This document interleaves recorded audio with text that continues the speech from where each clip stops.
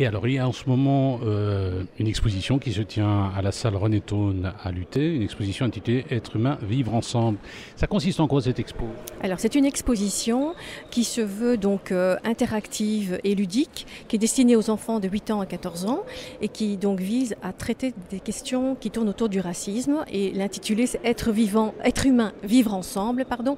Et donc c'est déjà rien qu'en dans son titre tout un programme. Et donc l'idée c'est de faire questionner les enfants sur la thématique des stéréotypes, des préjugés et des discriminations de manière ludique et de manière adaptée au groupe d'enfants. Mais qu'est-ce qu'on entend par ludique? Et donc voilà, ils ont l'occasion donc d'avoir des tables d'activité et donc chaque enfant a l'occasion de pouvoir manipuler, de répondre à des questions. Alors il y a donc des dispositifs justement avec des lumières, des petits comment dire, des systèmes où il faut découvrir des réponses, etc. Et donc il y a aussi des vidéos qui parlent donc de la thématique avec des vidéos sur Thuram, mais aussi sur les questions qui sont importantes autour de qu'est-ce qu'être un être humain. Oui, c'est une exposition réalisée par Liam Thuram. Qui est ce monsieur?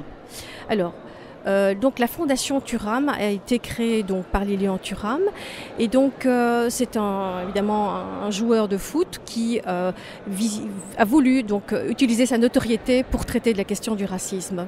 Voilà. C'est à découvrir jusqu'au 31 mars. L'entrée est tout à fait gratuite. C'est pour les jeunes de 8 à 14 ans. Salle René Thône, Université du Travail à Charleroi. Un numéro de téléphone 071 53 12 72. Je voudrais aussi spécifier que cette action s'inscrit dans le cadre de la campagne de lutte contre le racisme, campagne donc portée par la plateforme de lutte contre le racisme et la Fédération Wallonie-Bruxelles.